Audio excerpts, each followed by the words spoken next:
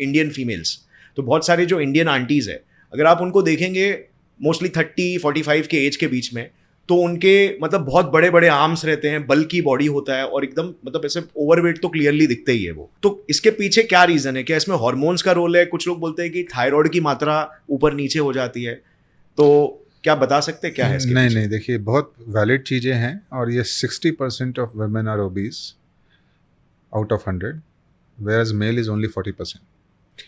तो क्यों ऐसा है?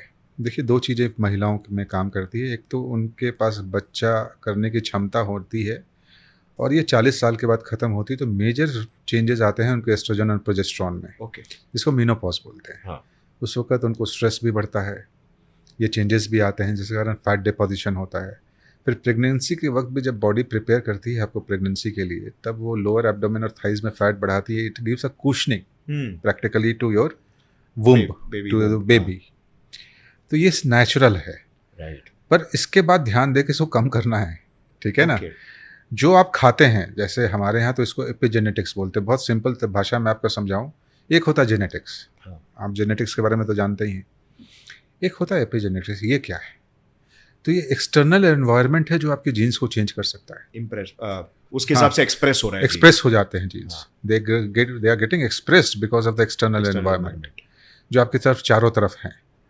तो obesity is also this type of thing कि जो आपके एपिजेनेटिक्स से चेंज होता है। ओके। तो गोंद के लड्डू खाना या whatever you are eating during pregnancy, is that how much important is, और क्वांटिटी क्या होनी चाहिए वो भी ज़रूरी है।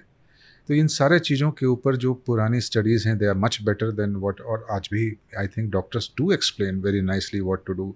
Exercise is not contraband in pregnancy. खाली रिस्की प्रेगनेंसी में या एक आध ट्राइमेस्टर में बैन होती है, आप कर सकते हैं, काम कर सकते हैं, बेड रेस्ट की इतनी ज़रूरत नहीं होती। बच्चा होने के बाद भी अपना काम शुरू कर सकते हैं। तो एक तो उनका हार्मोनल साइकिल मेनोपॉज का, दूसरा जो मैंने आपको बताया प्रेगनेंसी, और तीसरा हिंदुस्तान में काफ़ी सारी महिलाएं हाउसवाइफ्स होती हैं। तो सुबह बच्चे को और हस्बैंड को विदा करने के बाद उनके आने तक अगर उनकी लाइफस्टाइल सेडेंट्री है, तो वो भी एट्रीब्यूट करता है फीमेल ओबेसिटी को।